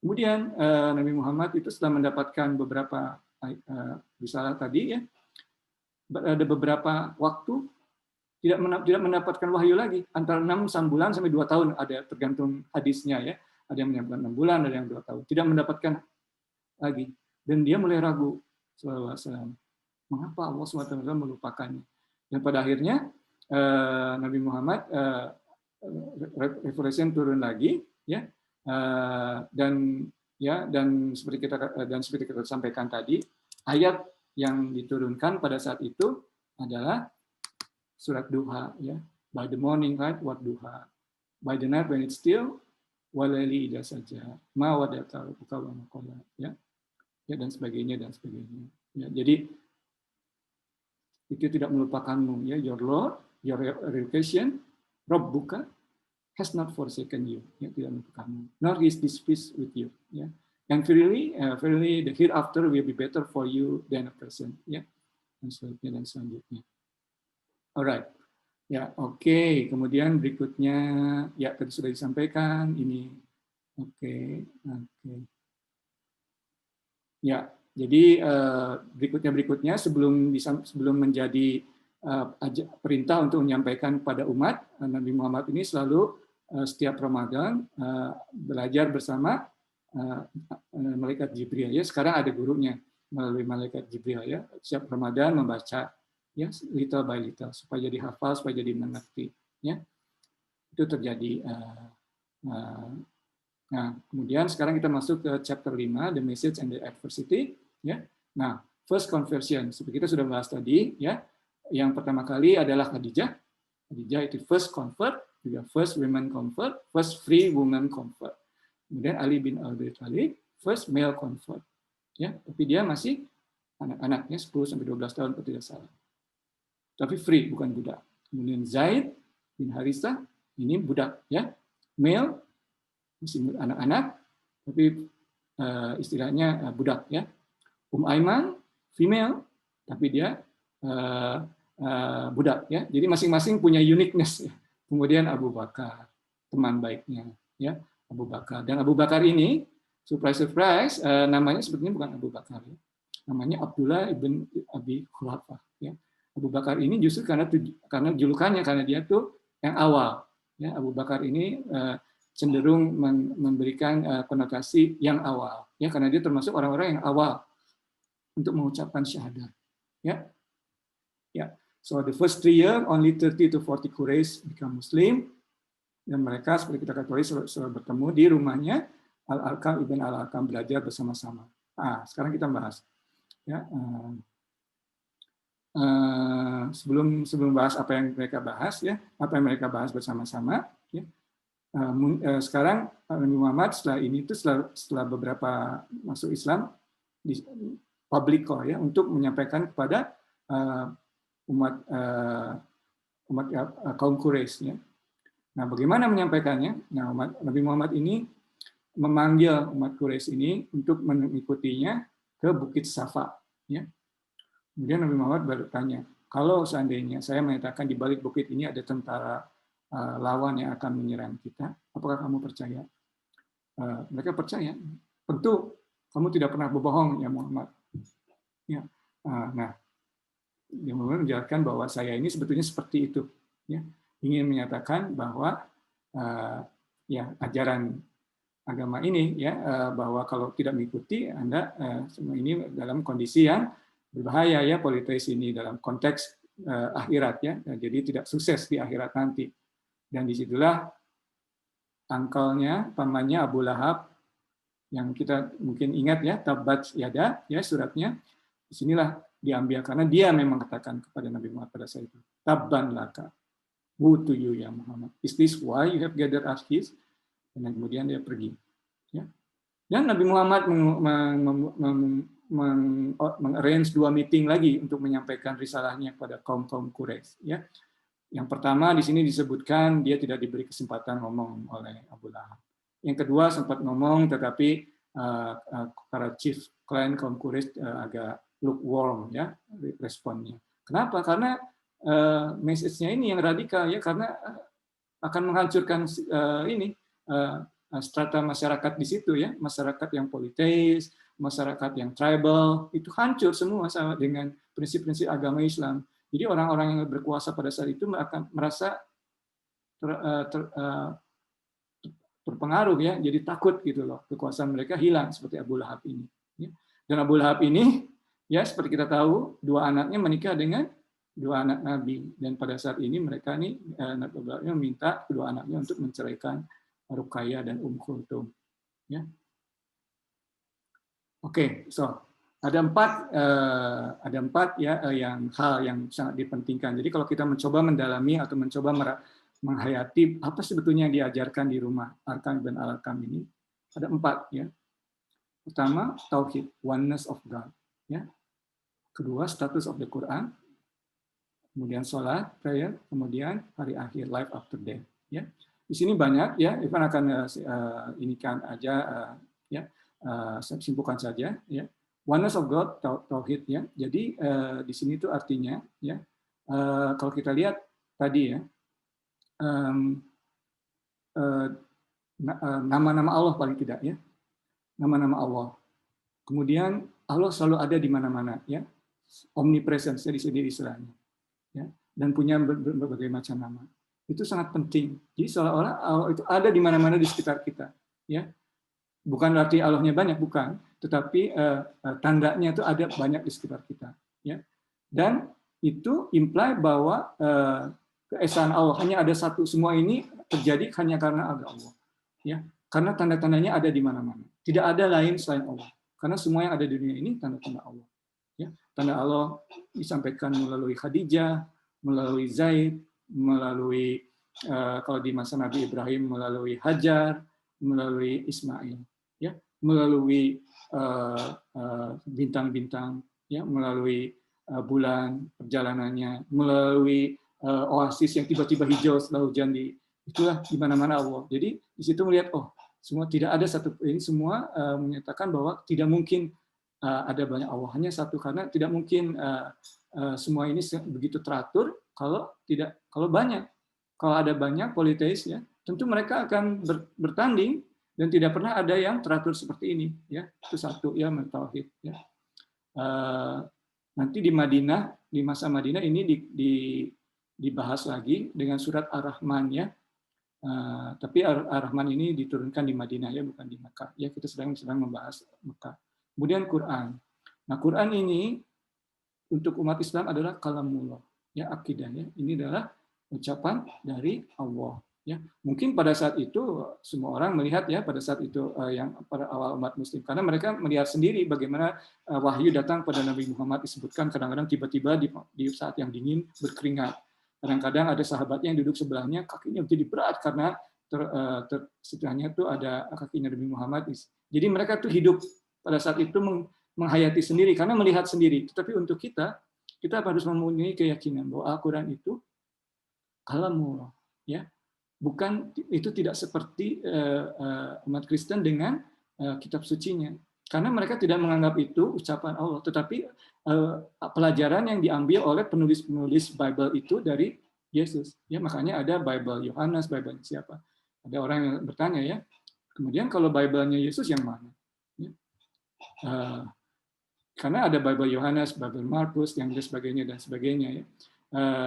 Jadi mereka tidak menganggap itu seperti kita melihat Quran, ya. Mereka tuh, dan kalau ada yang salah, ya itu kan scribe, ya biasa orang menulis ada kesalahan. Jadi berbeda, tapi buat kita berbeda. Quran itu tidak seperti sesuatu yang didengar kemudian ditulis. Tidak disampaikan, katakanlah dituliskan beratus-ratus tahun setelah Nabi Muhammad meninggal. Tidak, tetapi bersama-sama dituliskan 23 tahun itu step by step, little by little, sampai hafal, sampai mengerti. Ya, kemudian dan kita bisa melihat sekarang ada orang yang hafal, ya, ada orang yang hafal, tidak impossible, ya. Jadi status Al-Quran itu kalamullah, itu yang sangat dipentingkan sekali, ya. Oke, kemudian yang ketiga adalah sholat. Nah, pada saat itu sebelum ada sholat 5 waktu ya, sholat 5 waktu itu pada saat Isra Mi'raj. Tetapi sholatnya pada saat itu sholatnya 2 kali. Ya, sholatnya 2 kali, siang dan malam, seperti subuh dan isya ya. Tetapi pada saat itu sholat malam itu wajib pada saat itu. Ini surat Al-Muzammil, ya ayyuhal muzammil, ya, stand to prayer by night. Kum, ya. Sini ada kalau kita membahas surat Al-Muzammil ya. Nah, jadi pada saat itu disebutkan ya, jadi sholat itu hati-hati penting sekali ya. Nanti disebutkan sendiri ya, karena ini tuh bukan sesuatu yang memberatkan kita, tetapi kita memerlukan. Kita hidup 4 jam dari katakanlah beberapa jam dari waktu subuh ke zuhur ya, atau zuhur ke maghrib atau whatever. Ya. Tapi kita ini kan makhluk osmotik ya, menerima berbagai macam informasi ya. We need that time atau 5-10 menit untuk istilahnya itu refresh. Ya, komputer kita sekarang ini juga kadang-kadang perlu refresh ya. Kalau udah ngaco, even juga komputer harus di restart, harus di refresh, harus di clean up segala macam. Sama kita juga. Wah, sebagai macam hal kita perlu untuk di refresh. Ya, dan sholat itu seperti itu.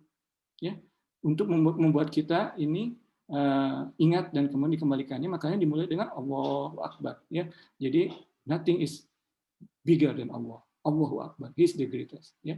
Kemudian yang terakhir, Assalamualaikum. Ya. Salam itu artinya peace, atau juga artinya flawless. Ya. Jadi kita menyebarkan salam. Artinya juga balance, ya, flawless juga. Jadi pada saat itu keseimbangan tercapai lagi. Ya.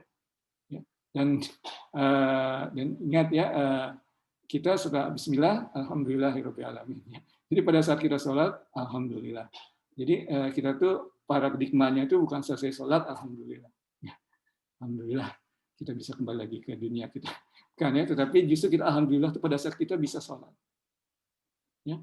Pada kita selesai sholat, zikirnya kan seringnya astagfirullah, astagfirullah. Ya, karena kita takut bahwa sholat kita ada yang salah atau sholat kita ini kurang sempurna karena kita ada sedikit ria atau segala macam. Makanya begitu sholat, apalagi Guru Irfan juga sering menyebutkan, setelah selesai sholat jangan bergerak, sampaikan dulu 3 kali astagfirullah. Ya, jangan sholat langsung pergi, langsung cabut. Ya, karena kita tidak tahu ya, jadi mungkin kita ada yang tidak sempurna atau segala macam dalam waktu sholat. Insya Allah dengan astagfirullah ini kita meminta maaf, dan seperti tadi kita akan memasuki dunia yang sangat berat ya, cobaannya di dunia itu sebelum kita bisa masuk waktu sholat lagi. Ya, jadi sholat itu sangat penting di sini yang disampaikan. Yang keempat adalah hereafter, the last judgment. Nah, kaum Quraisy itu tidak percaya ada hari akhir. Ya, di surat Yasin disebutkan ada. Apakah kamu percaya bahwa kita akan dihidupkan lagi dari tulang belulang ini? Ya, itu kaum Quraisy. Jadi mereka tuh hidup, enjoy your life, dan ya. Dan banyak sebetulnya teman-teman juga di kantor yang seperti itu, ya, tidak percaya hari akhir. Jadi just enjoy this world, dan ya, don't worry about it. Ya. Nah, tapi kita berbeda ya. Wal akhiratu khairul laka mina ula, ada akhirat yang lebih baik dibanding sekarang. Dan satunya lagi ini, ada last judgment. Ya. Jadi kita tuh lebih, karena tahu ada last judgment, orang yang tahu bahkan ada last judgment, ada hari pertanyaan, ya, akan belajar, akan berbuat baik, ya, karena akan ingin sukses pada last judgment itu. Ya, orang yang tidak percaya ada last judgment, who cares, ya. Nah, itulah di sini yang disampaikan, ya. Jadi kembali lagi, yang pertama adalah tauhid, Quran, ya, pertama tauhid. Jadi yang disampaikan di rumahnya Arkam bin Abil Arkam diajarkan itu sangat 4 hal, 4 aksis: tauhid, Quran, salat, hari akhir. Ya, remember ini belum ada Isra Mi'raj, ya, belum ada perintah salat 5 waktu. Nah, tentunya sekarang ini karena udah publik, ada adversity, ya, yang disebutkan sini juga Abu Lahab memaksa putranya untuk mendivorce prophet daughter, ya. Kemudian tetapi di antara adversity tersebut, jadi karena sekarang sudah publik, orang-orang sudah mulai banyak yang tidak setuju dan mempersekusi Nabi Muhammad SAW, ya. Tetapi di sini disebutkan bahwa ada juga yang masuk, diduga-duga, namanya Abu Dar.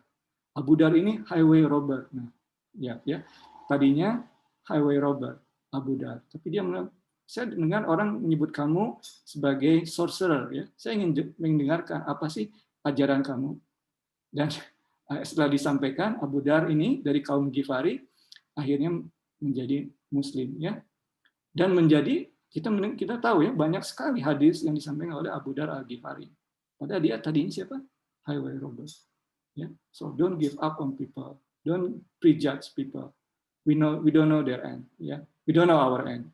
Ya. So jadi hati-hati, ya, siapapun. Nah, ini yang pertama, ada contoh pertama, ya, Abu Dar. Oke, kemudian ya. Nah, tentunya tapi Nabi Muhammad juga ingin berusaha, ya. Wah, saya kasihan juga ngelihat umatnya seperti ini. Harus ada usaha juga. Kemudian berusaha untuk bertemu dengan Bani Makhzum, ya. Ada namanya, pemimpinnya namanya Ammar, ya. Ammar ini namanya itu sebetulnya Abul Hakam, the father of wise judgment. Tetapi umat Muslim kok menyebutnya Abu Jahal, father of ignorance, ya. Ya, salah satu guru Irfan menyebutkan bahwa dia itu sebetulnya pintar, tapi dia tidak bisa menahan egonya, tidak bisa menahan emosinya, ya, egonya juga. Jadi ada yang bisa dipelajari juga. Someone may be wise, may be smart, but ya, kadang-kadang bisa jatuh ke lembah yang sangat dalam karena tidak bisa menguasai egonya. Ya. Dan ini Ammar ini keras sekali, ya, oposisinya terhadap umat Islam, ya. Sampai-sampai orang yang belum masuk Islam pada saat itu, paman Nabi namanya Hamzah, tidak tahan mendengarnya, ya. This is too much, ya. This is too much. Akhirnya karena too much, I'm going to become Muslim and I'm going to protect my nephew. Itulah Hamzah, ya. Ya, seperti itu. Ya, what's my notes here? Ya, So di sini diceritakan mengenai Ammar. Ammar itu kaum budak yang ibunya namanya Sumayyah, ya, dan bapaknya namanya Yasir. Ini 2 orang ini, Yasir dan Sumayyah, adalah martir pertama dalam Islam. Ya, mereka tidak mau mengubah keyakinannya dan akhirnya dibunuh, ya, oleh majikannya karena mereka adalah budak. Ammar ini putranya. Ya. Sumayyah, the first martyr in Islam, female, ya, and Yasir suaminya, ya. Nah, Masih usaha juga Nabi Muhammad SAW. Oke, kalau gitu saya ingin bertemu dengan Walid. Ya, Walid ini kepalanya tadi Makhzum, yang Abu Jahal, bosnya Abu Jahal. Ya, oke, saya akan bertemu dengan Walid. Ya. Nah, Walid ini big shot-nya istilahnya. Nah, disinilah muncul surat Abasa. Ya, Prophet Muhammad ingin menolong, maksudnya baik, ingin menolong kaumnya. Ya. Kemudian ingin mengajarkan sesuatu kepada Walid, pemimpin dari Bani Makhzum. Tetapi pada saat itu, pada saat sedang ingin-inginnya menjelaskan, ada orang buta, ya, miskin lagi, sudah tua, yang sudah convert ke Islam. Dia ingin bertanya sesuatu, ingin bertanya sesuatu kepada Nabi Muhammad SAW. Pertamanya Nabi Muhammad tenang, kalem, tapi yang berikutnya Muhammad agak irritated juga gitu. Karena ini orang tua ini, saya sedang mau coba menjelaskan sesuatu kepada Makhzum ini, tetapi tiba-tiba dia bertanya terus, ya. Oke, katanya, dan disinilah makanya istilahnya ada surat Abasa, ya, cemberut, ya. Surat Abasa wa tawalla yang seperti itu, ya. Jadi disinilah disebutkan bahwa di Nabi Muhammad itu tidak cuma yang pelajarannya semua ada dalam Al-Quran, ya. Dan ini juga pelajaran bagi kita. Kadang-kadang kita nih katakanlah yakin banget, oh ini penting sekali ini, ya. Saya ingin bicara kepada orang ini, ya. Tetapi orang ini nih big shot, ya. Misalnya kalau kita bisa mendekati orang ini, mungkin istilahnya masjid kita atau pengajian kita ini bisa melakukan banyak hal, ya. Ada orang yang mungkin tidak begitu berposisi bertanya-tanya pada kita dan kita acuhkan, dan di sini kita bisa belajar, ya, ayatnya, ya, surat Abasa, ya, Abasa wa tawalla, ya, dia Muhammad beraja masam dan berpaling, ya, karena seorang buta telah datang kepadanya, namanya Abdullah bin Ummi Maktum. Dan tahukah engkau Muhammad, barangkali dia ingin mensucikan dirinya, wa ma yudrika ahwan la'allahu yatazakka, yazakka, ya, au yazakaru fatang fa'ahu dzikra, ya, atau dia ingin melakukan pengajaran yang memberikan manfaat kepadanya, ya. Tetapi amma manis ragna, ya, adapun orang yang merasa dirinya serba cukup, pembesar-besar Quraisy, ya, yang tadi yang disebutkan tadi, maka engkau mau memberikan perhatian kepadanya, ya. Padahal tidak ada celah atasmu kalau dia tidak menyesuaikan diri. Kadang-kadang kita tuh seperti ada beban, ya, ingin ini. Padahal kalaupun dia tidak masuk Islam, katakanlah tidak membantu kita, juga tidak salah bagimu. Tetapi orang yang sudah jelas-jelas sudah di Islam dan ingin bertanya kepada kita, kita biarkan, ya. From the one who has come to you full eagerness, ya, and how you allow yourself to be distracted. Engkau malah mengabaikannya. Dan disinilah, ya, disampaikan juga ayat yang dipelajari juga. Jadi kita perlu belajar, harus hati-hati kita juga dalam hal ini. Ya, oke. Jadi model ini model behavior tidak cuma dalam hal baiknya, tetapi juga dalam weakness-nya, dalam humanity, ya, dijadikan model buat kita. Ya. Kemudian chapter berikutnya, chapter resistance, humility and exile, ya. Chapter 6, ya. Resistance, humility and exile, resistance, perlawanan, humility and exile, ya. Nah, di sini ya mungkin ya di sini kata jihad, ya. Kata jihad dalam Al-Quran, dalam ini yang disampaikan diturunkan yang pertama kali ini dalam surat ini, ya. Dalam surat, ya, sebutkan, therefore do not obey negators, but strive against them, jahid, ya. Jihad ini strive against them with the Quran. Jadi justru kita tuh harus berjihad dengan Quran, ya, dengan ajaran-ajaran disampaikan oleh Quran. Jadi jihad ini tidak boleh disalahartikan dengan yang mungkin dalam media massa barat sekarang ini, ya, bukan seperti itulah jihad. Inilah first according to jihad, ya, the text liberate the real strength in people and so on and so forth, ya. Mungkin kita bahas di lain waktu, ya. Ini masih mengenai jihad, ini mengenai setia. Ya, tadi kita sampaikan bahwa ajaran Islam ini radical revolution in the order of thinking society, ya. Mereka itu beratnya seperti itu. Have you come to us to turn us away from the ways we found our forefathers following, in order that you and your brother may have greatness in the land. Ya, ini kata-kata Firaun, ya, kata Nabi Musa. Jadi selalu para nabi ini dicurigai ingin memiliki kekuatan. Ya. Jadi stake-nya itu tadi, ya, kekuatan. Ya. Jadi sebetulnya apa? What is in stake? Orang-orang menyangkanya itu kekuatan. Padahal sebetulnya yang ada itu adalah risalah Allah. Ya, jihad fisabilillah. Ya. Oke, nah di sini berikutnya juga inilah orang Quraisy masih bertanya-tanya, ya. Oke, sekarang dia berpikir bagaimana caranya nih untuk membuktikan bahwa Nabi Muhammad itu salah. Nah, inilah sedikit yang sudah kita bahas sering, ya, karena di sinilah kisah mengenai surat Al-Kahf, ya. Jadi orang Quraisy menanyakan 3 pertanyaan kepada kaum Yahudi di Yatrib untuk ditanyakan Nabi Muhammad untuk menguji kerisalahannya. Ya, kita sudah membahasnya lebih jauh, ya, dalam setiap Jumat, setiap Kamis Jumat. Ya. Oke, ya tentunya Insya Allah tadi, ya, satu topik, ya, dengan Abasa tadi, ya. Jadi tidak hanya kelemahannya atau fragility-nya juga kita pelajari, karena tentunya kita juga punya fragility seperti itu juga. Ya, kita juga sama-sama fragile-nya.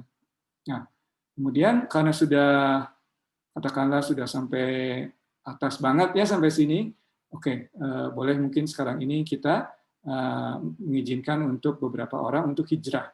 Hijrahnya yang pertama kemana? Hijrahnya ke Abyssinia atau ke Ethiopia, ya, karena di sana ada salah seorang raja Kristen yang adil, ya, Negus rajanya namanya. Ya, makanya Al-Hijrah Al-Ula atau the first immigration itu pada tahun 615 ke Abyssinia atau ke Ethiopia. Siapa saja yang ikut? Pertama Utsman bin Affan, sekarang bersama istrinya Ruqayyah yang baru saja cerai dengan anaknya Abu Lahab, ya. Jadi dicerai dan Utsman merasa kasihan, kemudian dinikahinya juga, ya. Kemudian Abu Bakar tadinya ikut juga, tapi di pertengahan jalan Abu Bakar bertemu seseorang yang mau melindungi dia di Mekah. Akhirnya Abu Bakar kembali lagi ke Mekah karena ada pelindung. Kemudian Salamah. Ya. Nah, kemudian kaum Quraisy ini, waduh, ini orang Quraisy ini orang Muslim kok sekarang ada lari ke Abyssinia, dikejar, ya, dan utusan mereka bernama dipimpin oleh Amr bin As, salah seorang ahli strategi yang pada saat nantinya itu sangat bermanfaat bagi perkembangan Islam, ya, Amr bin As dan Abdullah ibn Rabi'ah, ya. Mereka mengejar dan mereka sampai dan bertemu dengan Raja Negus. Kemudian kepada Raja Negus disampaikan mereka ini troublemakers, ya, send them back to Mecca with us, ya. Tapi kaum Raja Negus ini orangnya adil, bertanya, oh, saya mau dengar sendiri apa yang disampaikan oleh orang-orang ini, tidak mau percaya begitu saja kepada apa yang disampaikan oleh Amr bin As, ya. Kemudian pemimpin grup dari kaum Muslim ini namanya Ja'far. Ja'far ini wise good speaker, ya, bin Abu Talib, ya, anak kakaknya Ali, ya, kakaknya Ali, ya, Ja'far, ya. Kemudian bertanya, kami ini diusir atau dipersekusi oleh kaum Quraisy karena faith in one God, rejection of idol worship, the injunction to respect king's right, and to say the truth, to oppose injustice, and so on. Ya. Jadi hal-hal baik, tapi hal baik ini yang menyebabkan mereka diusir dari Mekah. Kemudian Raja Negus bertanya, ya, Raja Abyssinia ini. By the way, Abyssinia atau Ethiopia ini mereka sangat bangga, ya, karena pernah kedatangan para sahabat, ya, dan ada kuburan-kuburan para sahabat, ya. Jadi disebutkan bahwa keempat setelah Mekah, Madinah, Yerusalem, yang keempat itu Hara di Ethiopia, ya, karena ada kuburan-kuburan para sahabat ini, ya.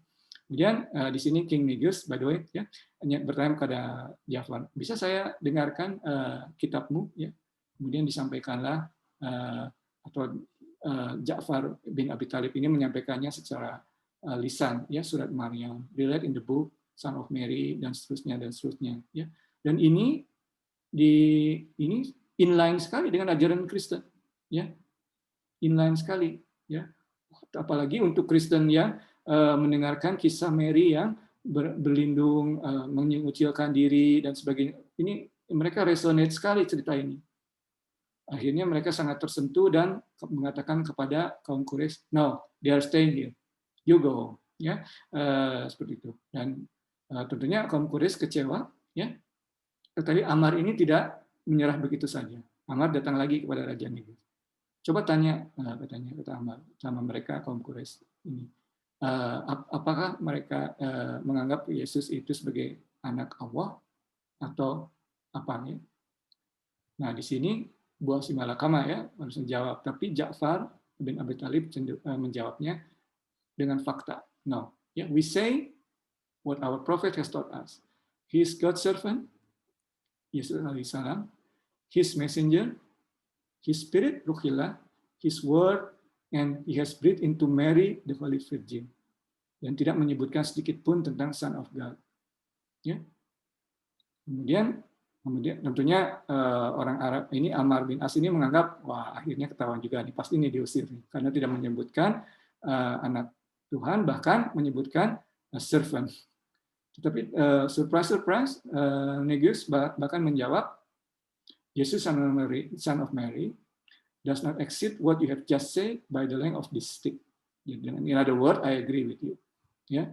Surprise. Dan kaum Quraisy dalam hal ini Ammar dan Abdullah kecewa dan mereka kembali ke Mekah, ya. Nah, itulah kisahnya ya, hijrah yang pertama. Di sini disebutkan terakhir bahwa sebetulnya Negus pada akhirnya itu masuk Islam dan diriwayatkan Prophet SAW memelakukan salat gaib pada saat dia meninggal. Wallahu a'lam ya. Oke. Nah, chapter yang ketujuh ya. Setelah kaum Quraisy ini kembali ke Makkah, wah, kecewa dong ya kaum Quraisy. Dan yang paling kecewa ini Umar ibn Khattab, pada saat itu belum Muslim. Dia kecewa betul. Wah, karena Umar ini sangat istilahnya tuh menjunjung tinggi tribalism, sangat walaupun dia dalamnya baik, tapi mereka sangat istilahnya itu sangat pro tribalism, sangat pro Quraisy. Sangat pro Quraisy, dan segala sesuatu yang mencoba merusak tatanan hidup orang Quraisy dia benci.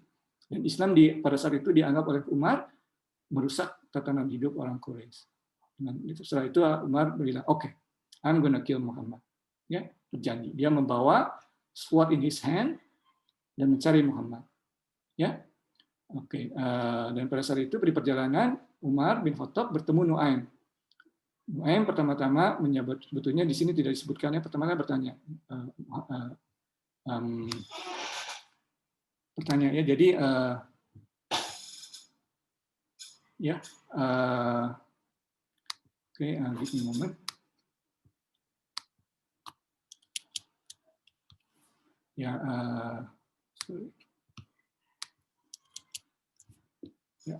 kita mungkin mohon maaf ya, waktu sudah, tadi kita mulai jam waktu ini 7:04 sekitarnya, 7:10, jadi sudah 1,5 jam, mereka 2 jam, mungkin 10 menit kita, ini chapter terakhir yang akan kita bahas ya.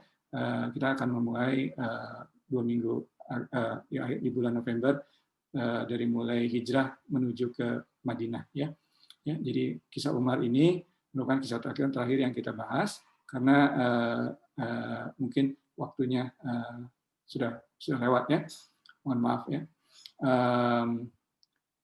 Jadi di perjalanan Umar ini bertemu Nuaim, ya, bertemu Nuaim, ingin membunuh. Nuaim mencoba mendistract Umar, ya, untuk katanya nanti akan terjadi perang antara klan, ya, karena Umar ini Bani Ad dan Nabi Muhammad SAW itu Bani Hasim.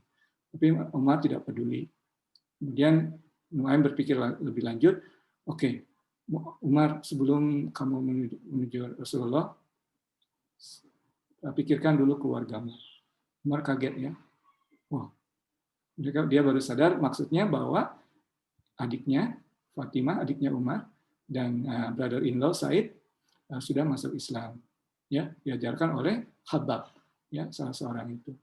Umar langsung menuju rumah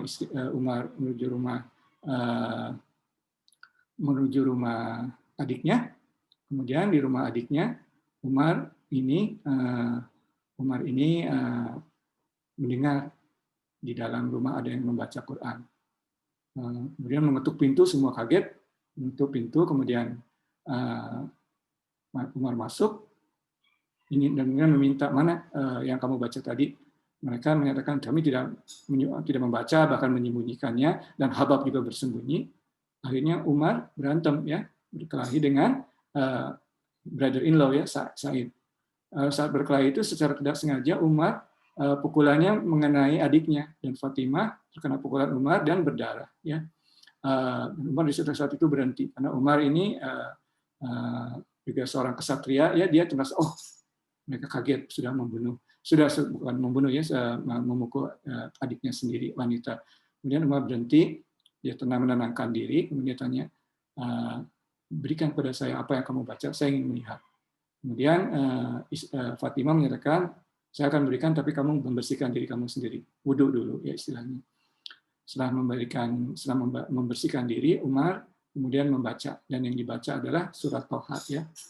Toha, we have not sent down the Quran to you to cause your distress, but only as an admonition for those who fear God. Yeah. A revelation from Him who created the earth and the heaven on high, the most gracious, is firmly established on the throne, dan sebagainya, dan sebagainya.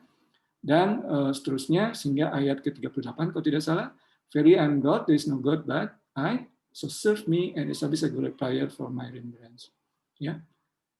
Nah, disinilah Umar hatinya terbuka, ya, dan menyatakan saya ingin masuk Islam, ingin bertemu Muhammad dan masuk Islam. Dan Habab yang tadinya bersembunyi keluar dan menyatakan bahwa dia mendengar Rasulullah, akhirnya doanya tersampaikan karena Rasulullah pernah berdoa untuk menguatkan komunitas Islam melalui Umar bin atau Abu Al-Hakam, ya, Umar bin Hisam, ya, Abu Jahal tadi, ya, Abu Al-Hakam ini Abu Jahal. Tetapi yang menjadi penguatnya adalah Umar bin Khattab. Apa pelajarannya di sini? Ya, karena setelah Umar ini, walaupun masih terus ada penyiksaan dan sebagainya dan tidak melemah, ya, tetapi boleh dibilang turning point juga gitu loh untuk umat Muslim, karena orang yang begitu pengaruh dan sangat kuat sudah berada di pihak Islam, ya, masuk ke pihak Islam, ya. Disebutkan bahwa Umar ini demikiannya Umar dan Hamzah pada saat itu, walaupun umat Islam dipersekusi tapi kuat, ya, karena ada Umar dan Hamzah, ya. Nah, di sini pelajarannya tentunya orang yang kembali lagi seperti Abu Dhar tadi, orang yang sudah beberapa jam sebelumnya sudah memegang pedang untuk membunuh Nabi, tapi bisa berubah dan bahkan menjadi second khalifah. Boleh dibilang sukses, ya, 10 tahun kekhalifahan Umar itu, ya, masa jayanya, ya, kekhalifahan Khulafaur Rasyidin, ya, Umar, ya. Jadi Yerusalem dibebaskan pada masa Umar, ya. Jadi Umar ini sangat ini, padahal dia adalah orang yang sudah niat untuk membunuh Rasulullah SAW, sudah dalam perjalanan untuk membunuh, ya. Jadi again point, don't give up on people, ya, don't prejudge, ya. Jadi itulah hal-halnya. Oke, mungkin kita harus berhenti sekarang di sini, ya, agak behind schedule, ya, tetapi insya Allah kita bisa cover. Mohon maaf, ya, karena waktunya berlebih, ya, dari yang sebelumnya. Mungkin kalau ada pertanyaan, ya, insya Allah kita bisa cover minggu selanjutnya. Dan itu, ya, kalau ada input, ya, silakan, ya, disampaikan supaya kita bisa juga melakukannya lebih baik lagi di masa yang akan datang. Dan insya Allah pada tanggal 12 Rabiul Awal, insya Allah kita bisa ada acara, ya, dengan Ustadz Nasruddin Umar, insya Allah, ya. Mungkin dari Bimo atau dari Mbak Linda atau Pak Bruce atau siapa untuk acara kita hari tanggal 12 atau tanggal 30 Oktober, ada yang mau ditambahkan? Udah itu aja kan, apa namanya, nanti besok itu juga masih rapat, tapi insya Allah tanggal 30 Ustadz Nasruddin bisa ngisi kajian kita nanti. Jadi nantikan aja nanti insya Allah. Oke, ya. Oke, ya, jadi kalau misalnya ada pertanyaan mungkin kita bahas. Mohon maaf, ya, waktunya berlebih. targetnya 1,5 jam, tapi ini sudah mendekati 2 jam. Ya, mohon maaf. Kita tutup session kita pada hari ini. Insya Allah kita bertemu lagi pada tanggal 30 Oktober, mendekati 12 Rabiul Awal bersama Ustadz Nasruddin Umar. Dan kita akan tutup bahasan kita ini, buku yang kita bahas ini, kalau nggak salah tanggal 15 November atau seperti itu, atau hari Sabtunya lah, itu juga tidak jelas ya. Insya Allah. Subhanakallahumma wa bihamdik, asyhadu an la ilaha illa anta, astaghfiruka wa atubu ilaik. Allahumma la ilma lana illa ma 'allamtana wazidna ilma biqadri minka ya arhamar rahimin. Rabbana atina min ladunka rahmah wa hayyi lana min amrina rasyada. Wassallallahu ala sayyidina Muhammad wa ala alihi wa sahbihi wa sallim tasliman katsira. Wabillahi taufiq wa hidayah. Assalamualaikum warahmatullahi wabarakatuh.